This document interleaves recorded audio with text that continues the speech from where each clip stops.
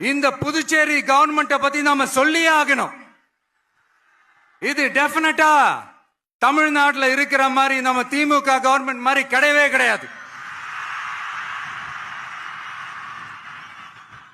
ஏன்னா வேற ஒரு அரசியல் கட்சி நடத்துற நிகழ்ச்சியாகவே இருந்தாலும் அந்த நிகழ்ச்சிக்கு தன்னெழுச்சியா வர நம்ம மக்களுக்கு பாதுகாப்பு கொடுத்து பாரபட்சமே காட்டாம இந்த கவர்மெண்ட் நடந்துகிட்டு இருக்கிறாங்க. அப்படிப்பட்ட இந்த புதுச்சேரி கவர்மெண்ட்டுக்கும் நம்ம புதுச்சேரி சிஎம் சார் அவர்களுக்கும் இந்த நேரத்தில் என்னுடைய மனப்பூர்வமான நன்றிகளை தெரிவிச்சுக்கிறேன்.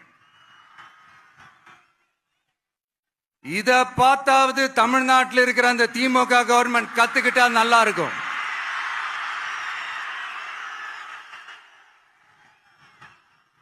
ஆனா அவங்க கத்துக்க மாட்டாங்க. பரவாயில்ல, வரப்போற எலெக்ஷன்ல 100% கத்துக்குவாங்க.